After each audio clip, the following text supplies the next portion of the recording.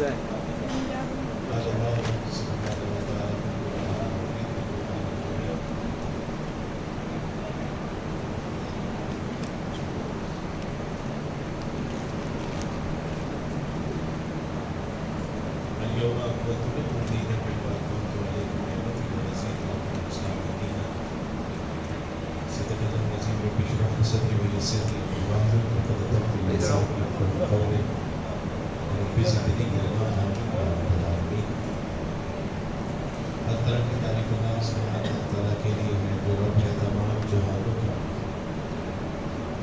کے اختیار میں ہم سب کی جان ہے، بالآخر ہم سب کو اسی کی طرف واپس جانا ہے۔ کروڑوں درود و سلام ان کے صلاۃ والسلام کی ذات اقدس پر کہ جنہوں نے بھٹکی ہوئی انسانیت کو ایک ایسا صراط مستقیم عطا کیا کہ جس پر چلنے کا انعام اللہ کے یہاں وسیع جنتیں ہیں۔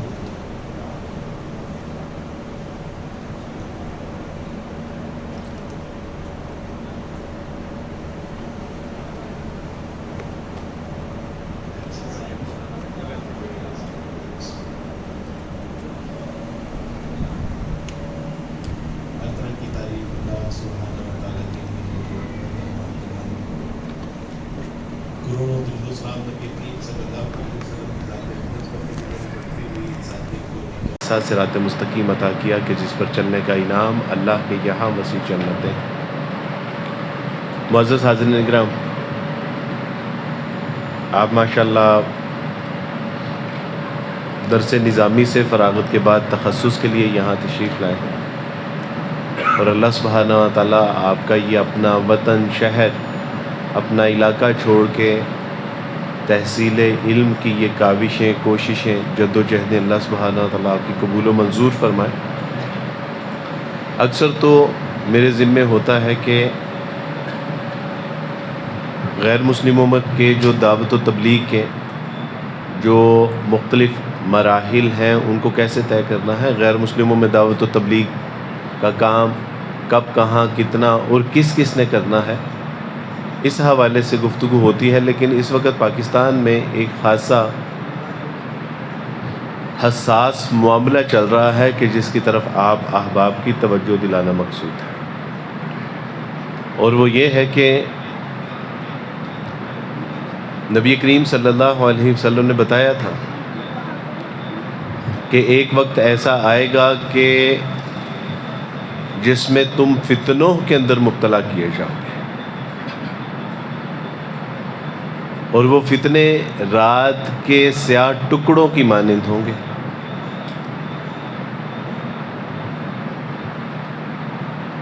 ان کا تسلسل بارش کے قطروں کی مانند ہوگا،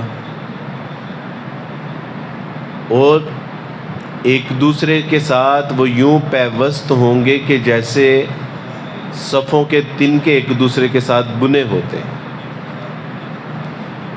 گویا کہ شام کو ایک شخص مسلمان ہوگا اور دن کو کافر ہو چکا ہوگا، دن کو اگر مسلمان ہوگا تو رات کو کافر ہو چکا ہوگا۔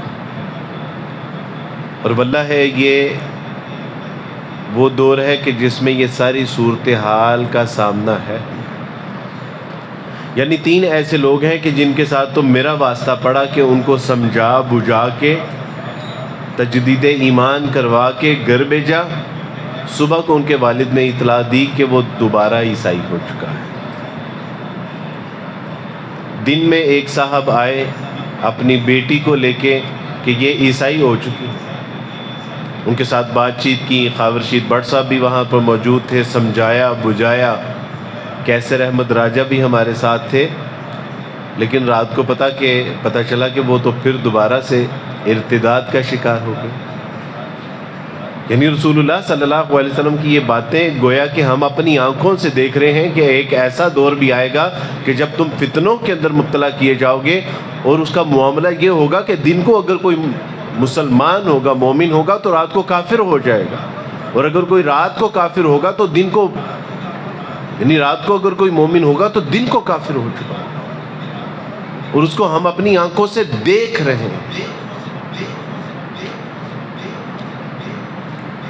اس کے ساتھ ساتھ جن صورتحال کا ہمیں سامنا ہے اس میں ایک یہ بھی ہے کہ آپ نے کبھی سنا ہوگا آپ نے کبھی سنا ہوگا کہ بلیسفیمی، توہین مذہب، توہین رسالت، توہین قرآن، توہین اللہ، یہ آپ نے سنا ہوگا کسی وقت. لیکن جو آج میں آپ کو بات بتانے لگا ہوں نا، اس کے بعد ممکن ہے کہ آج رات نیند نہ آئے. اور پہلے بلیسفیمی کا کانسیپٹ کیا تھا؟ پہلے بلیسفیمی کا کانسیپٹ یہ تھا کہ کسی نے قرآن مجید کا صفحہ پھاڑ دیا. پہلے بلیسفیمی کا کانسیپٹ یہ تھا کہ کسی نے رسول اللہ صلی اللہ علیہ وسلم کے بارے میں یہ بات کہی ہے کہ ہم آپ علیہ الصلوۃ والسلام کو سچا نبی نہیں مانتے. پہلے توہین یہ ہوتی تھی کہ اما عائشہ رضی اللہ تعالیٰ عنہ کے ساتھ نبی کریم صلی اللہ علیہ وسلم نے 6 سال کی عمر میں نکاح فرمایا. یعنی یہ نوعیت تھی بلیسفیمی کی. لیکن آج کے دور میں بلیسفیمی کی جو نوعیت ہے وہ بالکل بھی اس یعنی معاملے کی نہیں ہے. اس وقت جو بلیسفیمی کی جا رہی ہے، اس وقت 450 لوگ وہ پابند سلاسل ہیں کہ جنہوں نے نہ صرف رسول اللہ صلی اللہ علیہ وسلم کے اوپر کھلے بندوں ایسے الفاظ کہے ہیں کہ جن کے بارے میں زبان پہ لانا بھی انسان کے تصور میں نہیں ہے. اللہ سبحانہ و تعالیٰ کے بارے میں، رسول اللہ کے بارے میں، کتاب اللہ کے بارے میں، امہات المومنین اور صحابہ کرام کے بارے میں ایسی ایسی باتیں ہیں کہ جن کو حاشیہ خیال میں بھی نہیں لایا جا سکتا. اور یہ وہ باتیں نہیں ہیں جو زبان سے ادا کی گئی ہیں، بلکہ یہ وہ باتیں ہیں کہ جن کو تصاویر، گندی اور ننگی تصاویر کے اوپر آیات قرآنیہ کو لکھا گیا ہے. جسم کے جو پرائیویٹ پارٹس ہیں ان کے اوپر مقدس ناموں کو تحریر کیا گیا ہے، قرآن مجید کی آیات کو لکھا گیا ہے، اور اس کی تصاویر لے کے اس کے بعد اس کو سوشل میڈیا کے اوپر اپلوڈ کر دیا جاتا ہے.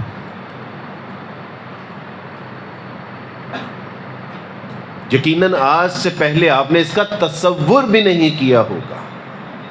یعنی اس نوعیت کی بھی بلیسفیمی ہو سکتی ہے.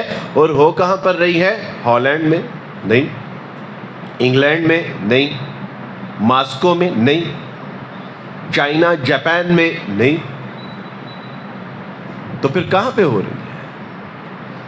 آپ کے وطن عزیز جس کے لیے 20 لاکھ جانوں نے اپنی جانوں کا نذرانہ پیش کیا تھا، اسی وطن عزیز پاکستان میں یہ ہو رہا. اب یوں لگتا ہے کہ جی شاید عبد الوارث کا دماغی توازن درست نہیں ہے. ہو سکتا ہے، لیکن واقعہ یہ ہے کہ عبد الوارث کا اگر دماغی توازن درست نہیں ہے کہ جو باتیں کر رہا ہے، تو آپ P T A Pakistan telecommunication authority اس کی ویب سائٹ پہ جائیے اور ان کی ایک رپورٹ پڑھیے کہ ہمیں 10 لاکھ سے زیادہ ایسے لنک موصول ہوئے ہیں جو لوگوں نے رپورٹ کیے ہیں، اور ان کو رپورٹ کرنے کے بعد ہم نے ان کو یا تو بلاک کر دیا ہے یا جو بھی ان کو بند کرنے کا طریقہ کار ہو سکتا تھا وہ ہم نے، اور 10 لاکھ سے زیادہ ہم نے وہ لنک بلاک کیے کہ جن کے اوپر بلیسفیمی کا کانٹینٹ موجود تھا.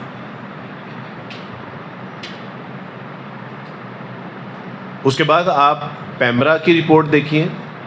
پیمرا بھی آپ کو رپورٹ کرتا ہوا نظر آئے گا کہ ایسی چیزیں جو ہیں وہ ہو رہی ہیں، اور ان کی روک تھام کے لیے جو پیمرا کر سکتا ہے اس کے حوالے سے وہ پالیسی میکنگ کر رہا ہے.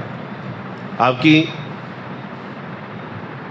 اسلامی نظریاتی کونسل اس نے باقاعدہ طور پہ ویب سائٹ کے اوپر سفارشات تیار کی ہیں کہ پاکستان میں یہ سب کچھ ہو رہا ہے، لہٰذا اس کی روک تھام کے لیے یہ اقدامات ہونے چاہیے. آپ کا ہائی کورٹ اور سپریم کورٹ اس حوالے سے ہائر ایجوکیشن کو ڈائریکشن دے چکا ہے کہ پاکستان میں سوشل میڈیا کے اوپر یہ سارا کچھ ہو رہا ہے، لہٰذا اس کی روک تھام کے لیے ایجوکیشن سیکٹر میں اسکول کالج یونیورسٹیوں میں اس کی اویئرنیس کے حوالے سے پروگرام ہونے چاہیے، ٹی وی کے اوپر، ریڈیو کے اوپر اور نیشنل ٹی وی کے اوپر اس کے حوالے سے پروگرام جو ہے وہ چلائے جائیں تاکہ لوگ اس سے بچ سکیں۔ Can you imagine about this? کہ آپ تصور کر سکتے ہیں کہ پاکستان میں ایسا بھی ہو سکتا ہے؟ اس کو آگے ہم لے کے چلتے ہیں، ذرا اس کا میرا خیال ہے کہ کوئی ہم معاملہ کر لیں۔ بسم اللہ ہے، لیکن میرے لیے بہت ایریٹیشن ہے، میں کس طرح، یعنی اگر ہم اس کو اتار دیں تو میں آپ تک بات تو پہنچا سکتا ہوں، لیکن یہ مجھے بہت ایریٹیٹ کر رہا ہے اور اس کی آواز بھی ٹھیک نہیں ہے۔ یا اس کو ہاتھ میں پکڑ لیں۔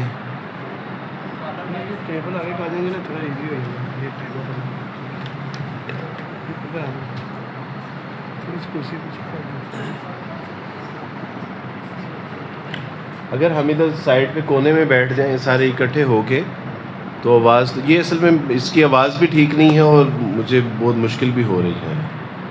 ہیلو ہیلو،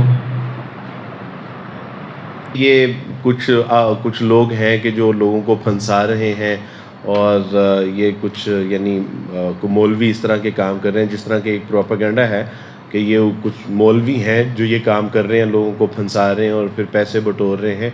تو ابھی ہم اس طرف بھی آئیں گے انشاءاللہ کہ یہ اس کے پیچھے اصل میں معاملہ ہے کیا اور یہ کہاں سے شروع ہوا اور کب سے شروع ہوا۔ یہ 2017 میں پہلی بار ایک اسلامک اسٹڈی کے پروفیسر ہیں جنہوں نے مجھے کچھ چیزیں بھجوائیں، اور 2017 میں میں تو دیکھ کے حیران ہو گیا کہ یہ کہاں ہو رہا ہے۔ تو انہوں نے کہا کہ عبدالواس بھائی پاکستان میں ہو رہا ہے۔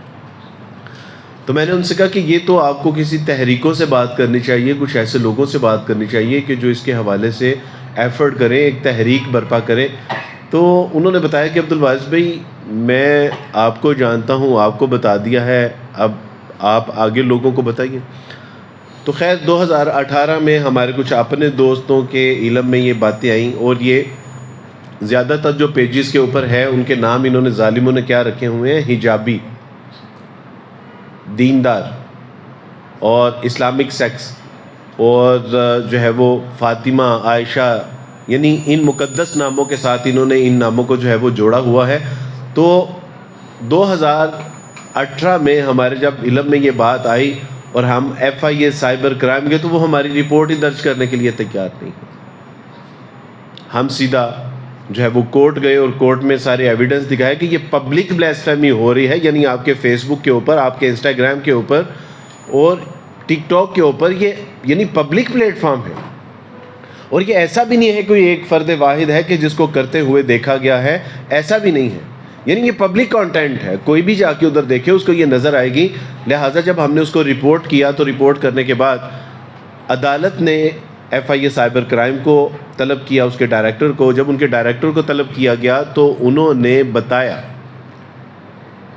کہ جناب ہمارے پاس ان کو پکڑنے کے لیے نفری نہیں ہے، ہمارے پاس انسٹرومنٹ نہیں ہے، ہمارے پاس وہ سہولیات نہیں ہیں جن کے ذریعے ان کو ٹریک کیا ہے، کیونکہ کوئی بھی ایک بلیسفیمر ایک بھی ایسا نہیں ہے کہ جو اس کو یعنی اپنی اوریجنل ID سے استعمال کر رہا ہو یا جو VPN کے بغیر اس کو استعمال کر رہا ہو۔ سارے 2 نمبر آئیڈیاں، مرد ہے تو عورت بن کے ID تیار کی گئی ہے، عورت ہے تو مرد بن کے ID تیار کی گئی ہے، اور VPN کا استعمال کرتے ہیں جس سے شناخت یعنی سامنے آتی ہی نہیں۔ تو پہلی بار ہائی کورٹ کے آرڈر کے اوپر FIA سائبر کرائم، یعنی ابھی تو یہ بھی ایک الزام ہے بیچاروں کے اوپر، FIA سائبر کرائم کے اوپر، کہ یہ خود جو ہے وہ بندوں کو اس میں پھنساتے ہیں اور اس کے بعد پیسے لے کے یا ان کو چھوڑ دیتے ہیں یا پھر جو ہے وہ ان کا انجام بد ہو جاتا ہے۔ اس کے بعد ہوا یہ کہ 2023 تک یہ سلسلہ یوں ہی چلتا رہا۔ ہم نے علماء کرام کو بتایا، اس کے حوالے سے پوری تحقیق اور پوری تحریک چلی، علماء کرام کو بتایا، ان کے علم میں، یعنی ہشام صاحب اس الحمدللہ تحریک میں ان کی ایک توانا آواز تھی، ابتسام صاحب ان کی ایک توانا آواز تھی۔ اس کے بعد جو یہ شبان ختم نبوت ان کی ایک ماشاءاللہ اس میں بڑی ایفرٹ اور توانا آواز تھی. کیسر احمد راجہ نے اس کے حوالے سے بہت ماشاءاللہ سب سے زیادہ، اگر ہم یہ کہیں کہ سب سے زیادہ کام ہی کیسر احمد راجہ نے کیا ہے تو یہ اس میں کوئی بعید نہیں. تو یعنی لوگوں کے علم میں آئے، لیکن علماء کرام ہمیں یہی کہتے رہے کہ اس کو پبلسائز نہ کریں، یعنی عوام الناس میں نہ لے کے آئیے، کیونکہ اگر یہ بات عوام الناس میں آئے گی تو عوام الناس کو فائدے کی بجائے نقصان زیادہ ہوگا. یعنی ہر شخص اس کیفیت میں مبتلا ہوگا کہ یہ کیا ہے، کہاں ہو رہا ہے، کتنا ہو رہا ہے، کب سے ہو رہا ہے، یا کس طرح سے ہو رہا ہے، یا کس طرح کا کانٹینٹ ہے. تو ایک کیوریوسٹی پیدا ہوگی، لہٰذا وہ جب اس کے اوپر جائیں گے تو وہ خود اس فتنے کا شکار ہو سکتے ہیں. لہٰذا 2023 میں یہ بات اوپن کی بھی تو کس نے اوپن کی کہ جو آسمہ جہانگیر کی باقیات ہیں، یعنی جنہوں نے جو ہے وہ 70 کی دہائی میں جس نے خود رسول اللہ صلی اللہ علیہ وسلم کی توہین کی، اور احسن اقبال کی والدہ محترمہ، انہوں نے اس پہ ایک تحریک برپا کی کہ اس نے جو ہے وہ توہین میز الفاظ کہے ہیں. لہٰذا وہی وجہ بنی کہ توہین رسالت کا قانون 295C وہ معرض وجود میں آ گیا. تو اسی کی جو باقیات ہیں وہ آج تک کس کوشش میں ہیں کہ یہ قانون ختم ہو جائے. وہ خود تو نہیں ہے اس دنیا میں، لیکن اس کی باقیات موجود ہیں. شیری رحمان کی بیٹی ایمان مزاری نے 2023 میں پہلی بار اس کو پبلسائز کیا اور کہا کہ 450 سے زائد لوگ ہیں جو معصوم ہیں، جنہوں نے اس طرح کا کوئی گناہ نہیں کیا، ان کو ٹریپ کیا گیا ہے، ان کو پھنسایا گیا ہے، ان کو جو ہے وہ ورگلایا گیا ہے، اور ان کو جو ہے وہ ان مقدمات میں پھنسایا گیا ہے. اور ایک نام سامنے آیا، بلاسفیمی بزنس گینگ. اب بزنس جو یعنی اس میں جو لوگ ان کو رپورٹ کر رہے تھے، جو ان کو پکڑوا رہے تھے، جو مدعی تھے، ان کے لیے یہ ایک مصیبت بن گئی کہ یہ 450 لوگوں کو انہوں نے جان بوجھ کے پھنسایا ہے. اب پہلے وہ دفاعی پوزیشن میں تھے، یعنی پہلے وہ افینسو پوزیشن میں تھے، اب وہ ڈیفینسو پوزیشن میں آ گیا. اب وہ جو ہے وہ اپنے آپ کو بچانا ان کے لیے مسئلہ بن گیا. لہٰذا ان کے لیے زیادہ مشکل کا سامنا اس لیے نہیں کرنا پڑا کہ تمام ادارے، مثلاً ہائی کورٹ ہے، لوئر کورٹ ہے، سپریم کورٹ ہے، FIA سائبر کرائم ہے، اس کے بعد جو ہے وہ آپ کا فرینزک جو پنجاب فرینزک لیب ہے وہ ہے، اس کے بعد یعنی جتنے ادارے ہیں کہ پنجاب قرآن بورڈ ہے، کہ جتنے اس میں انوالو تھے، جنہوں نے تحقیقات کی تھی، جنہوں نے رپورٹ کیا تھا، جو بطور گواہ تھے، جن کے پاس ایویڈنس تھے، وہ سارے لوگ جو ہے وہ سامنے آئے.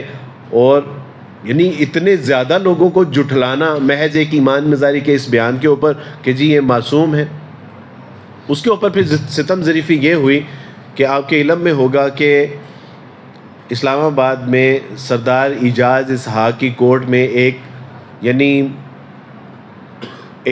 ٹرائل چلتا ہے، اور اس کی کوریج جو ہے وہ لائیو کی جاتی ہے.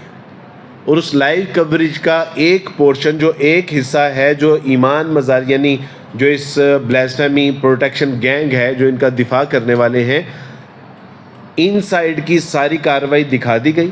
ان کے جو بھی آرگو تھے، جو بھی ان کے الزامات تھے، جو بھی ان کے تحفظات تھے، جو انہوں نے دکھانا تھا، ایک سائڈ دکھا دیا کہ جی ہمارے لوگوں کو انہوں نے اس طرح پکڑا ہے، ان کو اس طرح ورگلایا ہے، انہوں نے اس طرح اس کو اب جب جو مدعی تھے، جنہوں نے اس بات کی وضاحت کرنی تھی کہ جناب یہ جس طرح بیان کر رہے ہیں بات اس طرح نہیں ہے بلکہ بات اس طرح سے ہے، ایمان مزاری سائڈ سارا جو ہے وہ مقدمہ عوام کو سنا دیا گیا. اور دوسری طرف جب انہوں نے اس کی وضاحت کرنی تھی تو ان سے کہا کہ جی یہ جو ہے نا وہ ہم اس کا جو ہے وہ کمیشن قائم کر رہے ہیں، لہٰذا یہ ساری باتیں آپ کمیشن میں، آپ نے عوام الناس کو، پوری قوم کو ایک سائڈ کا مقدمہ سنا دیا ہے. لوگوں نے اپنی ایک رائے قائم کر لیا، ان کا ایک نیریٹو بلڈ ہو گیا ہے، یعنی ان کا ایک بیانیہ تیار ہو گیا ہے. اب آپ ان کو کہہ رہے ہیں کہ جا کے جو ہے وہ کمیشن کے بیچ میں آپ بات کر دیجیے گا. یہ کیا بات ہوئی؟ اور یہی ہوا، سارا معاملہ جو ہے وہ کلیپ کر گیا، اور اس کے بعد جو ہے وہ عوام الناس جنہوں نے ایک سائڈ کا مقدمہ سنا تھا، ہر بندے کی زبان پہ یہی آ گیا کہ یہ تو چند ایک مولوی ہیں، وہی لوگوں کے اوپر مقدمے کر رہے ہیں، ان کو پکڑوا رہے ہیں، ان کو جیلوں میں ڈال رہے ہیں۔ اس میں حسن معاویہ کا نام آیا، اس میں کیسر احمد راجہ کا نام آیا، اس میں ہشام صاحب کو انہوں نے لپیٹ دیا، ابتسام صاحب کو بھی انہوں نے لپیٹ دیا۔ اس کے بعد انہوں نے جو ہے وہ جو کیا نام ہے رو عبد الرحیم کو انہوں نے جو ہے وہ لپیٹ دیا کہ جی یہ سارا ایک جو ہے وہ بزنس گینگ ہے، یہ لوگوں کو پکڑواتے ہیں، جو ان سے پیسے دے دیتا ہے ان کو تو چھوڑ دیتے ہیں، لیکن جو ان کو پیسے نہیں دیتا ان کو پکڑوا دیتے ہیں۔ لاہور ہائی کورٹ کے یعنی ایک سماعت کے دوران جسٹس چودھری عبدالعزیز جسٹس تھے، انہوں نے ان ملزموں کے وکلاء میں سے ایک وکیل سے پوچھا کہ آپ کہتے ہیں کہ یہ بزنس گینگ ہے اور آپ یعنی آپ کا الزام یہ ہے کہ یہ ایک بزنس گینگ ہے، اور آپ لوگوں کے نزدیک اگر یہ بزنس گینگ ہے تو کوئی آپ کے پاس ایک ایسا ایویڈنس ہے کہ جس میں انہوں نے کبھی کسی سے پیسوں کی ڈیمانڈ کی ہو؟ انہوں نے کہا نہیں۔ انہوں نے کہا کبھی کسی سے پیسے لیتے ہوں، اس کی کوئی یعنی ٹرانزیکشن ٹریل ہو؟ انہوں نے کہا نہیں۔ انہوں نے کہا کوئی گواہ ہو کہ آپ کے پاس کہ انہوں نے کسی سے ڈیمانڈ کی ہو پیسوں کی؟ انہوں نے کہا نہیں۔ انہوں نے کہا کوئی ایک ایسا کیس کہ انہوں نے پہلے مقدمہ کیا ہو اور مقدمہ کرنے کے بعد وہ اس کو چھوڑ دیا ہو؟ انہوں نے کہا نہیں۔ انہوں نے کہا کسی وقت انہوں نے آ کے کہا ہو کہ نہیں ہمارا کوئی شبہ تھا یا ہمیں غلطی لگی تھی لہٰذا یہ بندہ مقدمے میں انوالو نہیں ہے؟ انہوں نے کہا ایسا بھی نہیں ہے۔ تو انہوں نے کہا کہ پھر بزنس گینگ کس چیز کا ہے؟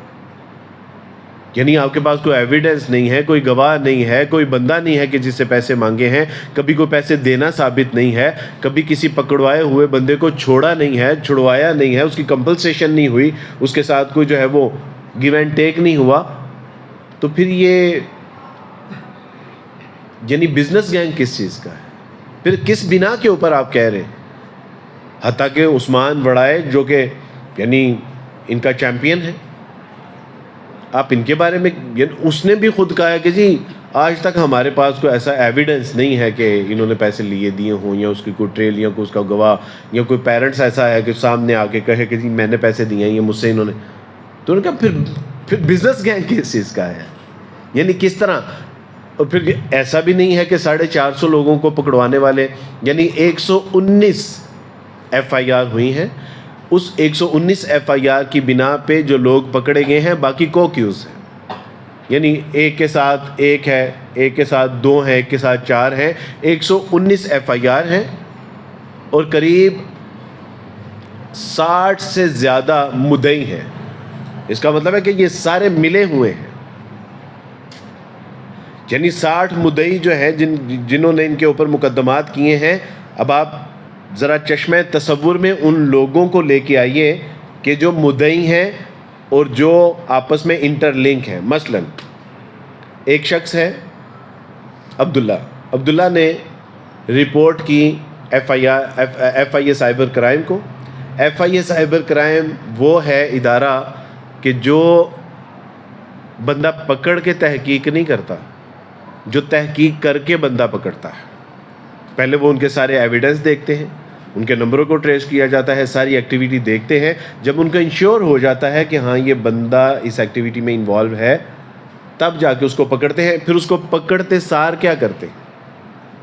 بند نہیں کر دیتے، اس کو پکڑتے ہیں، اس کی اسی جگہ پر جہاں پہ اس کو انہوں نے پکڑا ہوتا ہے اس کے موبائل کو چیک کرتے ہیں، اور اس کے ہی موبائل سے اس کے 1-2 گھر والوں کو نمبر ملایا جاتا ہے تاکہ یہ نمبر اسی کے استعمال میں ہے، اور گھر والوں کو بتایا جاتا ہے کہ یہ فلاں بندے کا ہی نمبر ہے۔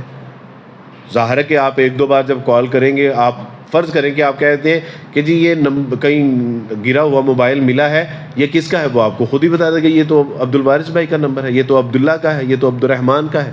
ایسے ہی ہوتا ہے نا، وہ چیک کرتے ہیں کہ یہ موبائل اسی کے استعمال میں تھا، اور جو استعمال ہو رہا ہے ایک دوسرے کے ساتھ، وہ یعنی جو نمبر اس میں موجود ہے اس کو بھی پتہ ہے، اور ادھر سے بھی شہادت مل جاتی ہے کہ جی یہ عبداللہ کا ہی موبائل نمبر ہے۔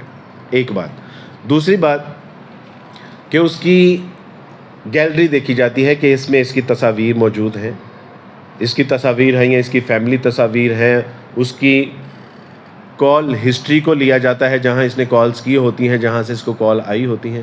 اس کے بعد ایک ٹیکنیکل رپورٹ موبائل سے لی جاتی ہے جس میں یہی ساری چیزیں ہوتی ہیں. اس کے بعد اسی موبائل کو وہ فرینزک لیب میں بیچتے ہیں، جو پنجاب فرینزک لیب ہے، اور یہ بڑی اوتھینٹک لیب ہے کہ جو پوری دنیا یعنی دنیا کے کئی ایسے ممالک ہیں جن کو یہ ٹرین کر چکے ہیں، وہاں بیچتے ہیں. اور جو چیزیں اس نے ریسیو کی ہوتی ہیں اور جو چیزیں اس نے سینڈ کی ہوتی ہیں اس کی ایک رپورٹ نکل آتی ہے. اب ان کا ایک الزام یہ بھی ہے کہ F I A cyber crime والی چیزیں اس میں ڈال دیتے ہیں. یہ موبائل ہے، واٹس ایپ کے اوپر، فیس بک کے اوپر آپ آج سے 5 منٹ پہلے کی میری کوئی چیز ڈال کے دکھا دیں. جب آپ کوئی چیز اپلوڈ کرتے ہیں اس کی ڈیٹ آتی ہے، اس کا ٹائم آتا ہے.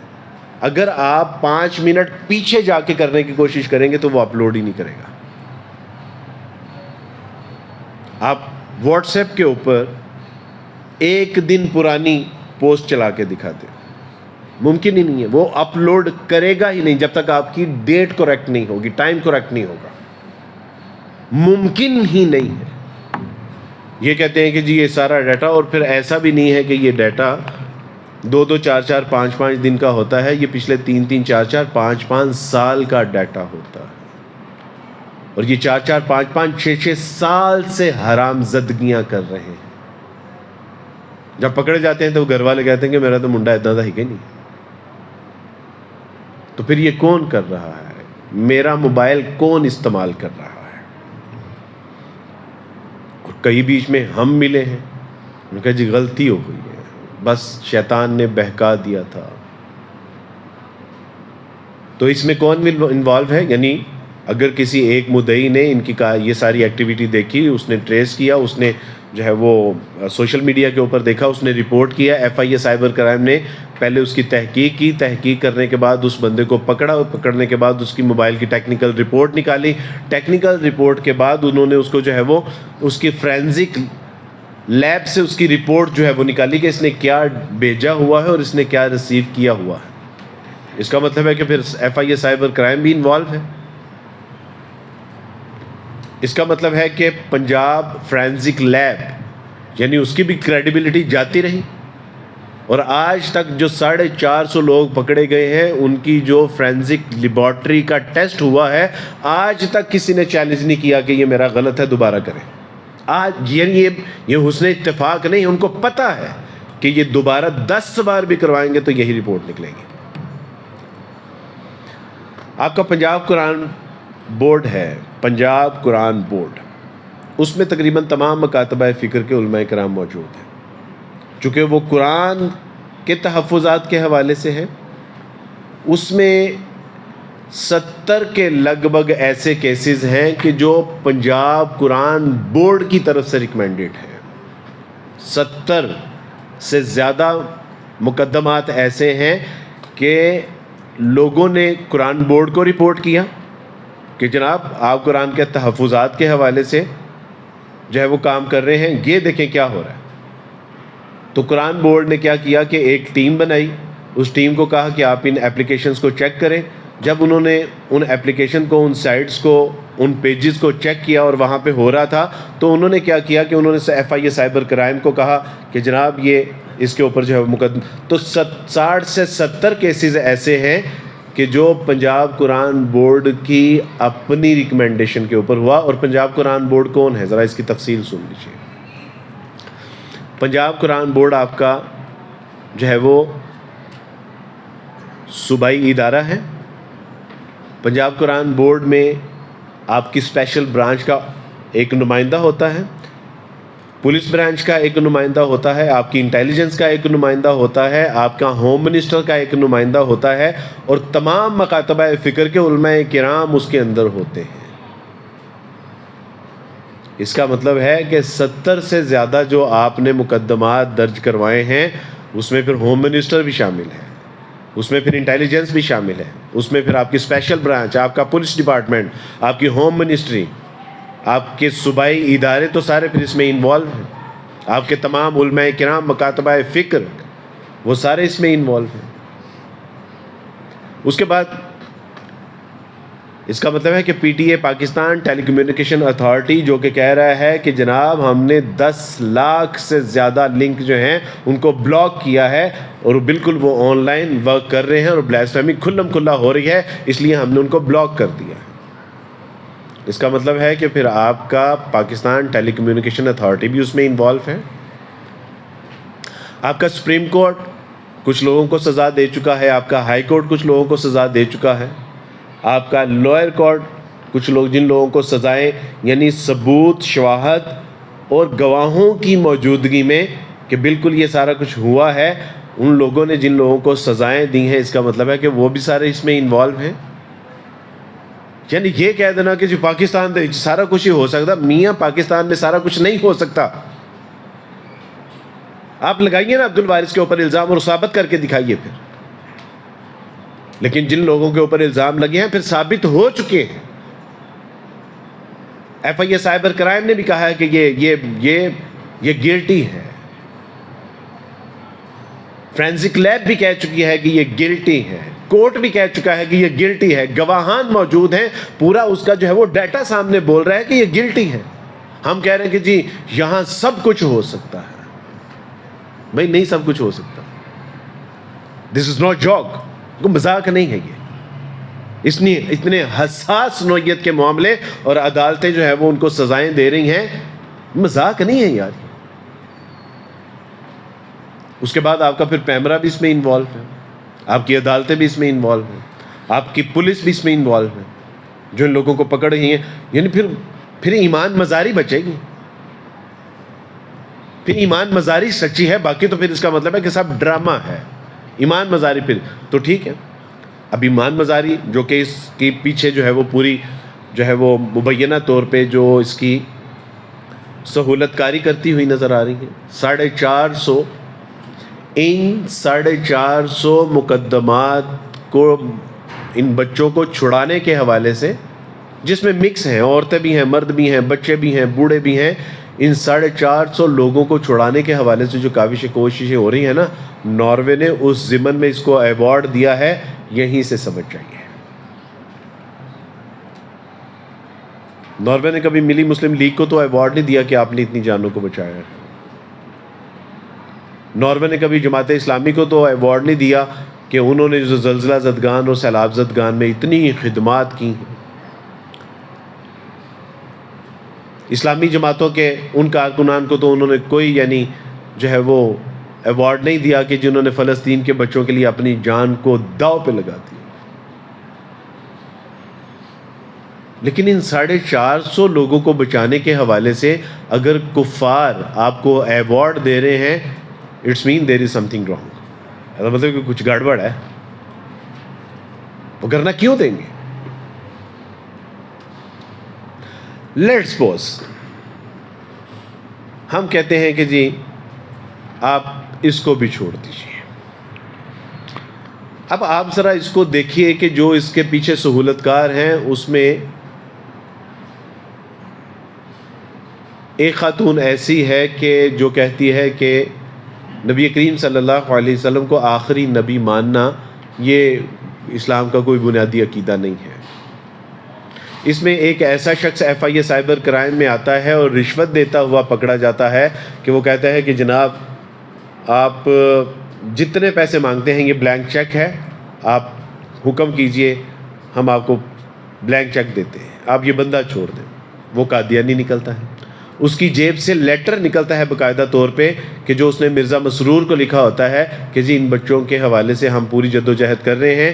اور عثمان کریم الدین جو قادیانی ہے، اکثر بچوں کے مقدمات وہ شخص لڑ رہا ہے کہ جس کی فیس ہی 1.5 سے 2 کروڑ روپے فیس ہے. یعنی وہ وکیل کے جس کی عام فیس سے 1.5 سے 2 کروڑ ہے، ان بچوں میں سے اکثر کے مقدمات عثمان کریم الدین لڑ رہا ہے، یعنی جو قادیانی ہے. اس کا مطلب ہے کہ دیر از سم تھنگ رانگ، گڑبڑ ہے. ان کے لیے آواز اٹھتی ہے تو یورپ سے آواز اٹھتی ہے.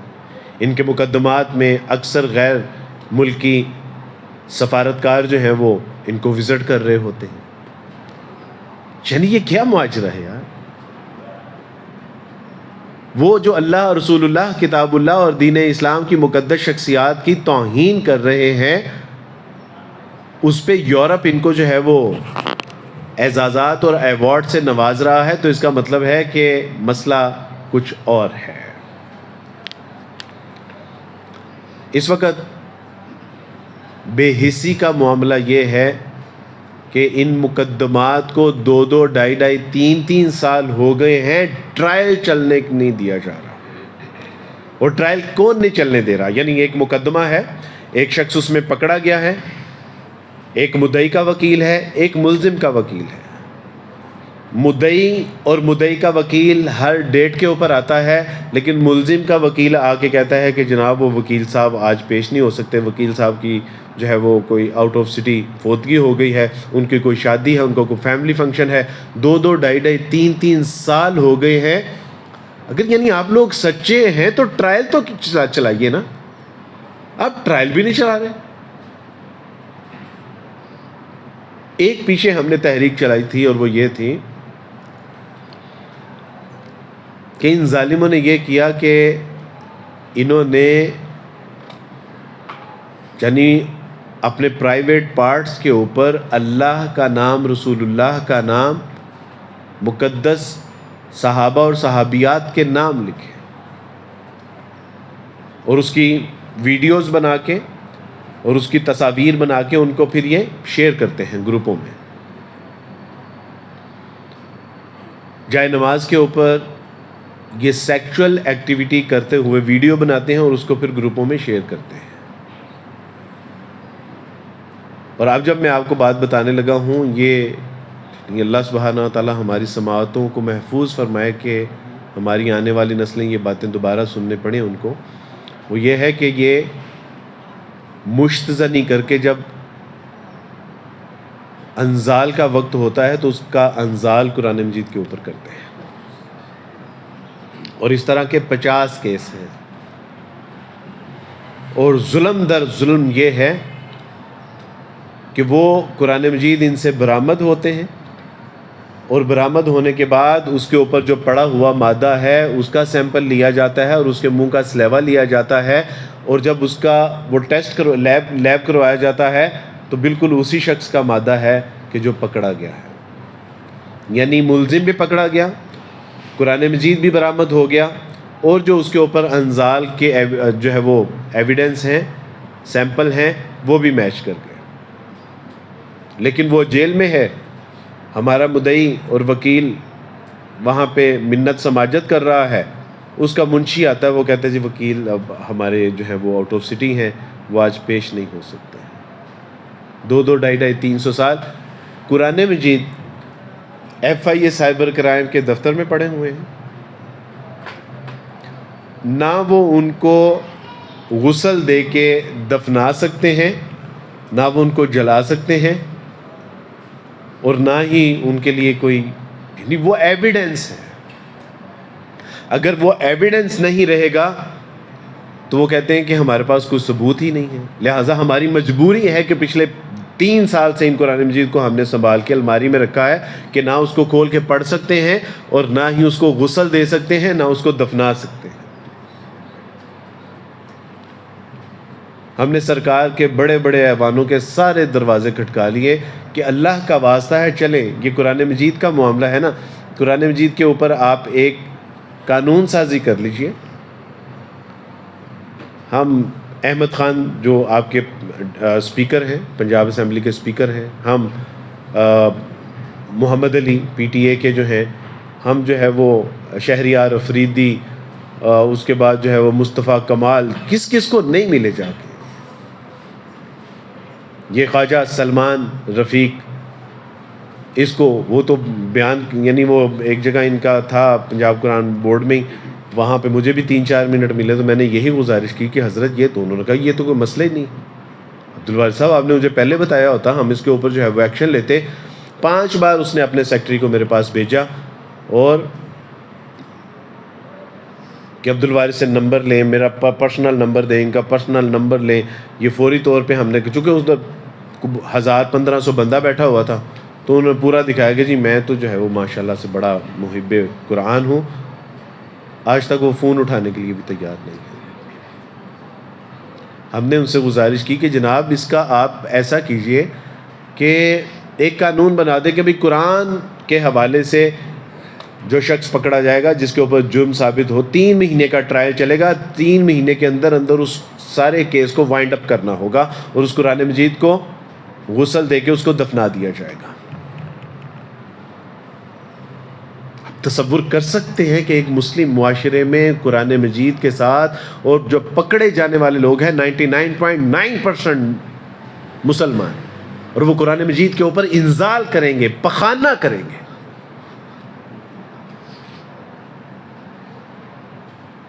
یعنی یہ ہے انسانیت کا زوال.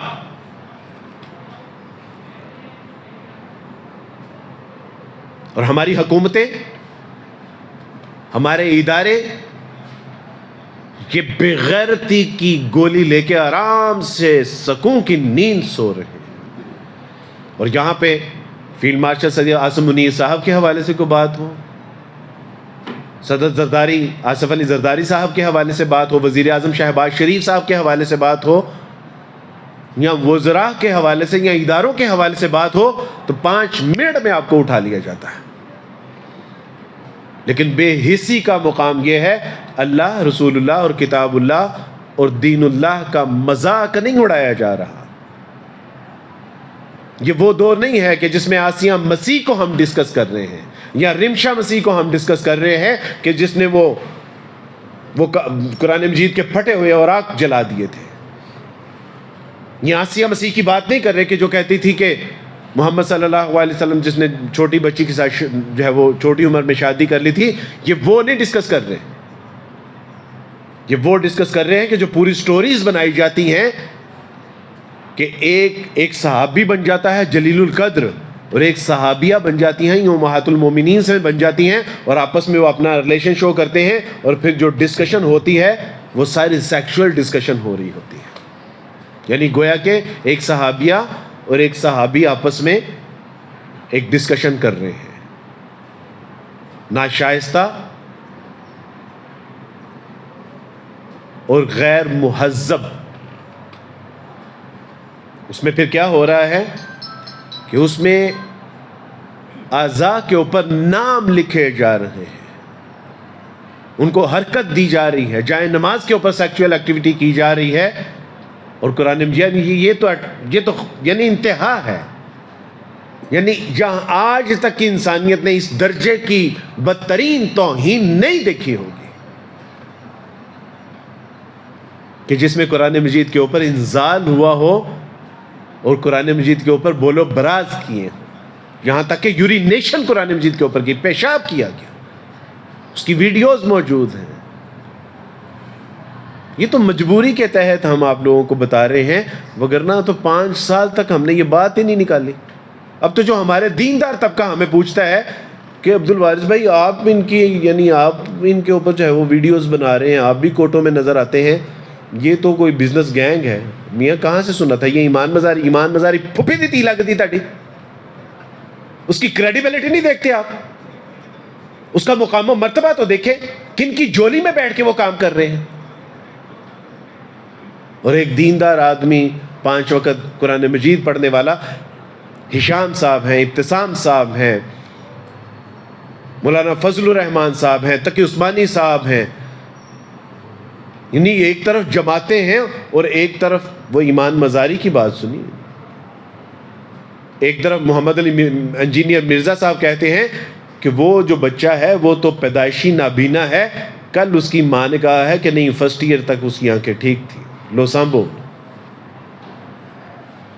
اتنی الو کے پٹھوں کی انفارمیشن ہے. تو ہوا کیا ہے کہ معاملہ دراصل یہ ہے کہ ہم سو رہے ہیں میاں. او بابا جی لبیک والے آ گئے سن کہ نگی چادر تان کے سو گئے تے مالک چور پچھان کے سو گئے. لٹن والے رج کے لٹیا تے جاگن والے جان کے سو گئے. وہ جنہوں نے اس سارے معاملے کو دیکھنا تھا وہ تو اپنے کفر دے فتویاں دے وچوں نکلن گے تو کچھ کرن گے. رسول اللہ تو ہمیں دین میں داخل کرنے کے لیے آئے تھے. اج جیسی لوگوں نے دین دے وچوں کڈن تک کمر بندی ہے. آج ہمارے ممبر و محراب سے اپنے دے اتے کفر دے فتوے لگی جا رہے ہیں. یہ بھی کافر ہے, یہ بھی کافر ہے, یہ بھی کافر ہے, یہ بھی کافر ہے. اگر تو میری جماعت نو کافر آکھیا تے تم ہی کافر ہے. اور دیکھیں کہ باہر والوں نے کیا کاروائی ڈالی ہے آپ کے ساتھ. اور یہ جو پکڑے گئے ہیں 450 لوگ ہیں. 5000 ایپلیکیشن پینڈنگ ہے جس کے اوپر کام ہی نہیں ہو رہا. 5000 application F I A cyber crime کے دفتر میں پڑی ہوئی ہیں کہ جناب یہ بلیسفیمی کر رہے ہیں. اور پبلک بلیسفیمی یہ کہتے ہیں کہ آپ فیس بک کھولتے ہیں, ایک لنک آتا ہے, فیس بک کھولتے ہیں, ایک پیج آتا ہے, اس پیج کو آپ کھولتے ہیں, اس کے اندر جو ہے وہ توہین میں کانٹینٹ ہے, تصاویر ہے, تحریریں ہیں. یہ پبلک ہے. یعنی میں نے کسی کو پرسنل نہیں رپورٹ کر رہا, میں تو کہہ رہا ہوں یہ پبلک ہو رہی ہے یار. اس کے اوپر تو میرے کسی پھنسانے والا بھی کوئی ایلیمنٹ نہیں ہے, کسی کو ٹریپ کرنے والا بھی کوئی ایلیمنٹ نہیں ہے. اور انہوں نے پھر ایک بیانیہ تیار کیا کہ جی یہ ون ٹائم شیئرنگ والا. اکثر آپ لوگوں نے سنا ہوگا کہ یہ ون ٹائم شیئرنگ ہو رہی ہے. ون ٹائم شیئرنگ کا معاملہ بھی سن لیجیے. بہت بڑے عالم ہیں, انہوں نے خاور صاحب سے کہا کہ خاور صاحب میرا بیٹا, میرے دوست ہیں, ان کا بیٹا اس میں پکڑا گیا اور اس کو جو ہے نا وہ پھنسایا گیا ہے. تو استاد جی الحمدللہ 7 سال سے ہمارے ساتھ, یعنی وہ ہم ایک ہی جگہ پہ ہوتے ہیں, خاور رشید بٹ صاحب. تو خاور صاحب نے کہا کہ جی انشاءاللہ آپ بتائیے, انشاءاللہ ہم دیکھتے ہیں. انہوں نے کہا کہ جی آپ یہاں پہ آ جائیں. تو انہوں نے کہا کہ نہیں آپ جو ہے نا وہ فیصل آباد آ جائیں. اور فیصل آباد میں بھی پھر ہم کہاں گئے, اپنا جو ہمارا جامعہ سلفیہ ہے وہاں پہ. تو وہاں کے بڑے علماء اکرام وہ بھی آ گئے, اور وہ جو عالم تھے وہ بھی آ گئے, اور جو ان کے دوست تھے آگے مولانا شعیب صاحب مدینہ یونیورسٹی سے فارغ تھے, اور ان کا بیٹا تھا عبداللہ شعیب, وہ اس میں پکڑا گیا ہوا تھا. انہوں نے کہا جی میرے بیٹے کو انہوں نے یہ کر دیا ہے, ایسے کر دیا ہے, ویسے کر دیا ہے. تو ہمیں پتہ تو تھا کہ یہ عبداللہ شعیب کا کیس ہے, تو اس کی فائل ہم ساتھ لے گئے تھے, میں, کیسر, عبد الرحمن اور خاور رشید بٹ صاحب. تو ہم جب وہاں پر گئے تو انہوں نے کہا کہ ہوا اصل میں یہ تھا کہ ایک کوئی میرے بیٹے کو پوسٹ آئی ہے, یعنی گروپ میں ایک لنک آیا, اس نے وہ جب لنک کھولا تو اس میں بڑی گندی سی تصویر تھی جو توہین میزی پر مشتمل تھی. تو اس نے کہا کہ جی آپ نے مجھے یہ کیا بھیجا؟ تو اس نے کہا کہ کیا ہے, ذرا مجھے واپس تو بھیجے. تو کہتے ہیں کہ انہوں نے واپس بھیجا, تو انہوں نے اس کا اسکرین شاٹ بنا لیا اور میرے بیٹے کو کہا کہ جی یہ دیکھیں آپ نے جو ہے وہ مجھے یہ گندا مواد بھیجا ہے توہین میں, اور اس کو پکڑوا دیا گیا. تو یہ سارا معاملہ, تو جب ہم نے فائل اس کے سامنے رکھی تو 350-400 صفحات کے اوپر اس کی فائل تھی. ون ٹائم والا پاسبل ہی نہیں ہے میاں.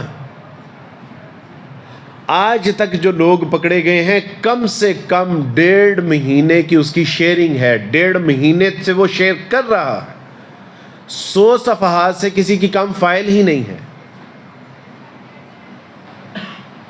آپ سے اگر کوئی کہے نا کہ ہمارے بچے کو یوں ون ٹائم شیئر, آپ ان سے کہیں کہ ہم آپ کے لیے جند جان لگا دیں گے اگر اس کی ون ٹائم شیئرنگ والا کیس نکلا, اور اگر اس کا ون ٹائم سے زیادہ نکلا تو پھر آپ ہمارے ساتھ اپنے بچے کے اوپر مقدمہ کریں گے. کوئی کہے نا کہ ایک دفعہ آیا تھا اور ایک دفعہ, اس میں پاسبلٹیز ہیں کہ کسی کو ایک دفعہ آئے اور وہ اس کو واپس بھیجے, لیکن اس میں کوئی ون ٹائم والا, اتنے خبیث لوگ ہیں کہ کوئی ون ٹائم والا کوئی نکلا ہی نہیں ہے. یہ پکڑے ہی 2-3 سال بعد جاتے ہیں, اتنی یہ خبیث ایکسپرٹ ہو چکے ہوتے ہیں.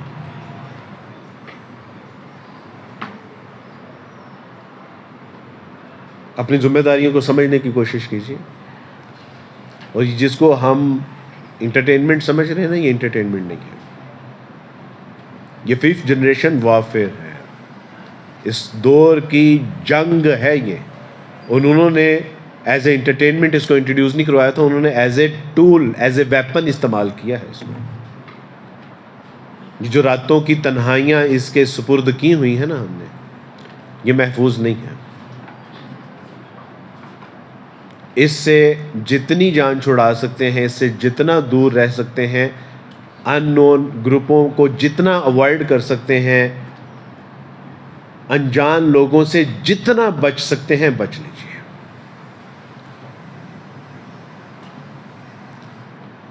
یہ فیصلہ آباد کا ہی واقعہ ہے کہ ہم نے جب ان کے سامنے ایویڈنس رکھے، یعنی فرینزک، یعنی کس کو جرت کرے تو صحیح نا کہ فرینزک سے کوئی غلط رپورٹ کروا کے تو دکھائے نا.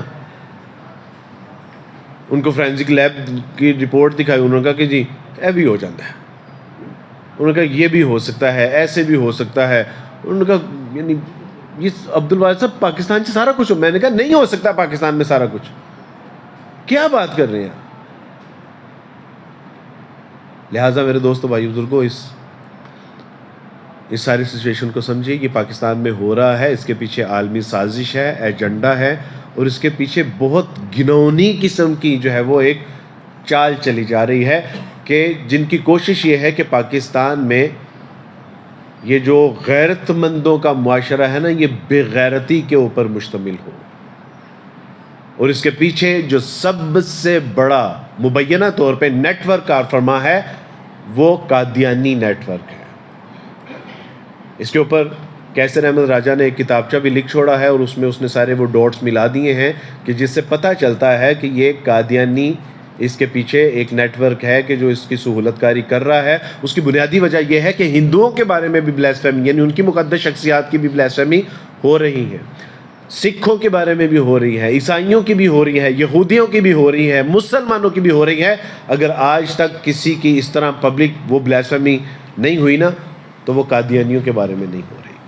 اس کا مطلب یہ ہے کہ اس گھنونی سازش کے پیچھے وہ لوگ موجود ہیں. پچھلے دنوں ایک شخص پکڑا گیا تھا، اور وہ شخص جو پکڑا گیا تھا وہ ایتھیسٹ تھا، اور اس کے تعلقات تمام ان ایتھیسٹ سے نکلے کہ جو اس وقت پاکستان میں بڑے جوش و خروش کے ساتھ کام کر رہے ہیں، جس میں اویس اقبال ہے، جس میں حارث ہے، اور اس طرح کے جو بڑے نام ہیں اس کے ساتھ اس کا پورا لنک تھا. ہم نے اس سے کہا کہ یار تم یہ اتنا کچھ ہو گیا، تم لوگوں کو پکڑا کریں گے. وہ کسی نے کہا کہ ہو سکتا ہے آپ کی آخرت اچھی ہوگی. میں آخرت کو تو مانتا نہیں ہوں، اخلاقی طور پہ میں کوشش کرتا ہوں کہ میں ان لوگوں کے نام بتا دوں کہ جن لوگوں کے ساتھ میرا رابطہ ہے. کیا کانفیڈنس ہے. اس لیے اس ساری سچویشن کو سمجھے. اس کے اوپر ہم دوبارہ ایک نشست کریں گے، مختصر نشست کریں گے، اور اس نشست کا جو لب لباب ہوگا یا اس کی جو اغراض و مقاصد ہوں گے وہ یہ ہوں گے کہ میری یہاں پر ذمہ داری کیا بنتی ہے. مسلمانوں کو بتائیے. آج ایک بچی، اذان کا وقت کب ہے جی؟ 7-8 منٹ ہے. آج ایک بچی کاؤنسلنگ سیشن ہوتے ہیں اور پیسے چارج کرتے ہیں ہم کاؤنسلنگ کرنے کے. پوچھ لیتے ہیں کہ بھئی آپ کاؤنسلنگ سیشن پیڈ لینا چاہتے ہیں یا ان پیڈ لینا چاہتے ہیں. تو جو تو کہہ دیں کہ جی ہم پیڈ لینا چاہتے ہیں تو پھر ہم ان سے پیسے لے لیتے ہیں، اور جو کہہ دیں کہ نہیں ہم پیسے نہیں دے سکتے تو ہم کہتے ہیں کہ ٹھیک ہے انشاءاللہ ہم پھر بھی کر دیتے ہیں. تو وہ 5000 یعنی 15 منٹ کا میں لیتا ہوں. وہ انہوں نے ڈال تو دیا، لیکن تب سے وہ بس عجیب سی کیفیت ہوئی پڑی ہے کہ میں نے پیسے کیوں لے لیے اس سے. اس بچی نے بتایا کہ میرا ایک غیر مسلم کے ساتھ ایک ریلیشن تھا، اور یہ ریلیشن 4-5-6 سال رہا، اور نہ وہ اسلام قبول کرتا ہے، نہ ہی وہ مجھے چھوڑنے کے لیے تیار ہے. بات سمجھے؟ نہ وہ اسلام قبول کر کے شادی کرنے کے لیے تیار ہے، نہ ہی وہ مجھے چھوڑتا ہے. میں اس کو بلاک کر دیتی تو میں نے کہا کہ اصل معاملہ یہ ہے کہ آپ کو آپ کے مقام و مرتبے کا ہی نہیں پتہ. اللہ سبحانہ و تعالیٰ کے آپ کے اوپر کتنے احسانات ہیں. رسول اللہ صلی اللہ علیہ وسلم کے احسانات کے نیچے ہمارا بال دبا ہوا ہے. قرآن جو ہمارے لیے یعنی ایک کورٹ آف لا تھا، دین جو اللہ سبحانہ و تعالیٰ نے مکمل نعمت عطا فرمائی، ہم نے کبھی سمجھے نہیں کہ یہ سارا کچھ میرے پاس ہے اور میری حیثیت کیا ہے، میں کون. جو اقبال کہتے ہیں نا خودی، تو اقبال کے خودی کے اندر تکبر، ایگو نہیں ہے. اقبال کہہ رہا ہے کہ you should know who are you, تمہیں جاننا چاہیے کہ تم ہو کون، تیرا مقام و مرتبہ کیا ہے. وہ اللہ سبحانہ و تعالیٰ نے تیرے اوپر جو قرآن مجید نازل کیا ہے، تجھے جو قرآن مجید کی آیات دی ہیں، تجھے جو اللہ سبحانہ و تعالیٰ نے اس کائنات کا شاہکار بنایا ہے، تیری ایک آہ عرش الہی تک پہنچتی ہے، تیرے لیے آسمان کے فرشتے زمین پہ اتر آتے ہیں. You should know who are you، تمہیں جاننا چاہیے کہ میاں تم ہو کون.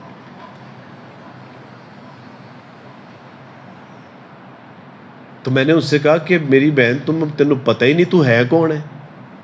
اور جس دن تمہیں پتہ چل گیا نا کہ تم امت مسلمہ کی بیٹی ہو، تم فاطمہ اور زینب کے قبیلے کی وہ عورت ہو کہ جس کے لیے اللہ سبحانہ و تعالیٰ اپنے قرآن مجید میں اعزازات عطا فرما رہے ہیں، وہ جس کے لیے القاب عطا فرما رہے ہیں، وہ جس کے حیا کے ساتھ چلنے کے انداز بیان کر رہے ہیں. تم بیٹا تمہیں پتہ ہی نہیں ہے. اور جس دن تمہیں پتہ چل گیا کہ تمہاری پرسنالٹی کیا ہے، تمہارا مقام و مرتبہ کیا ہے اللہ کے ہاں، تو اس دن وہ تم کو کال کرتے ہوئے بھی ڈرے گا. وہ اس لیے آج نہیں ڈر رہا کیونکہ تو اپنی پہچان سے ناآشنا ہو چکی ہے. وَلَا تَكُونُوا كَالَّذِينَ نَسُوا اللَّهَ فَأَنسَاهُمْ أَنفُسَهُمْ أُولَٰئِكَ هُمُ الْفَاسِقُونَ. ان لوگوں کی طرح نہ ہو جانا کہ جنہوں نے اللہ کو بلا دیا تو اللہ نے ان کو ان کی ذات سے غافل کر دیا. وَمَنْ أَعْرَضَ عَنْ ذِكْرِي فَإِنَّ لَهُ مَعِيشَةً ضَنْكًا. جنہوں نے اللہ کو بلا دیا تو پھر اللہ سبحانہ و تعالیٰ نے ان کو ان کی ذات سے غافل کر دیا. جن لوگوں نے اللہ کو بلا دیا تو اللہ نے ان کو معیشت کے اندر کھپا دیا، تنگ کر دی ان کی معیشت.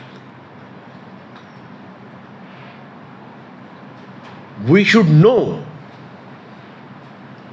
کہ ہم ہیں کون، کہاں سے آئے ہیں، ہمارا مقام و مرتبہ کیا ہے، اللہ کو مطلوب کیا ہے، مقصود کیا ہے. اور ہم یہاں پہ ایک غیر مسلم کے ساتھ جو ہے وہ اس طرح کے معاملات. میں نے کہا بیٹا جس دن تو جانے گی نا کہ تیرا مقام و مرتبہ کیا ہے، اس دن تیرے روب دبدبے اور تیری ہیبت سے لوگ تجھ سے بات کرتے ہوئے بھی احتیاط اختیار کریں گے. ہیں آج کیوں ذلیل کے کل تک نہ تھی پسند، گستاخی فرشتہ ہماری جناب میں آج جو ذلت اور رسوائی ہے اس کا سبب ہی تو یہ ہے کہ ہم نے اللہ کو بلا دیا. اللہ نے دیکھیں کیسے عذاب کے اندر مبتلا کر دیا. There is no problem، کوئی مسئلہ ہی نہیں ہے، گھبرانے کی ضرورت ہی نہیں ہے. بس آخری بات وہ یہ کہ ایک شیر کا بچہ تھا.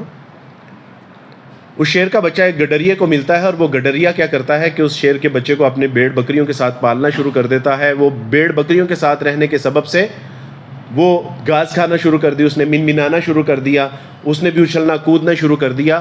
اور ایک دن ایک ہرن آئی اور اس نے بتایا کہ do you know who are you. اس نے کہا میں لیم، میں ایک بھیڑ ہوں. You are not a lamb, you are a lion.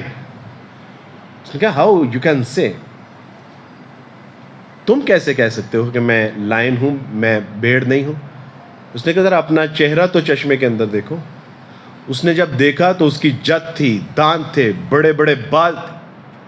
اس نے کہا ذرا اپنی آواز کو تو نکالو. جب اس نے اپنی آواز کو نکالا دین ہی realise I am not a lamb, I am a lion.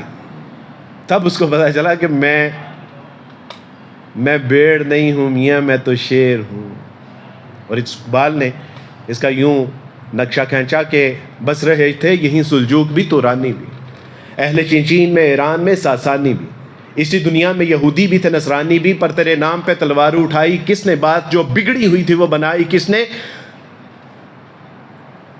تب اس کو پتا چلا کہ دی اذانے کبھی یورپ کے کلیساؤں میں، کبھی افریقہ کے تپتے ہوئے صحراؤں میں، شان آنکھوں میں نہ جچتی تھی جہاں داروں کی. کلمہ پڑھتے تھے ہم چھاؤں میں تلواروں کی، ہل نہ سکتے تھے اگر جنگ میں اڑ جاتے تھے، پاؤں شیروں کے بھی میدان سے اکھڑ جاتے تھے. تو ہی کہہ دے کہ اکھاڑا در خیبر کس نے، چیر کے رکھ دیے کفار کے لشکر کس نے. تھے تو وہ آباد تمہارے ہی مگر تم کیا ہو، ہاتھ پہ ہاتھ در منتظر فردا ہو کہ ہاں کوئی آئے گا تو میری تقدیر بدل کے چلا جائے گا. ایسا نہیں ہوگا. یہ جب اپنے من میں ڈوب کر پاجا سراغ زندگی کے مصداق اپنے گریبان میں جھانکو گے اور قرآن و سنت کے آئینے میں دیکھو گے کہ تم کون ہو، تو اندر سے جب تمہیں تمہاری شناخت ملے گی تب آپ کو ریئلائز ہوگا کہ we are not common mans, ہم عام لوگ نہیں ہیں، ہم اللہ کے شیروں میں سے شیر ہیں، اور شیر کی زندگی جو ہے وہ بھیڑ بکریوں کے ساتھ نہیں، وہ گیدڑ اور لومڑیوں کے ساتھ نہیں گزرتی، وہ پھر اپنے خاص اغراض و مقاصد کے لیے گزرتی ہے۔ اللہ سبحانہ و تعالیٰ سے دعا ہے کہ اللہ سبحانہ و تعالیٰ بات کو سمجھ کے اس پہ عمل کرنے کی توفیق عطا فرمائے۔ وآخر دعوانا ان الحمد للہ رب العالمین۔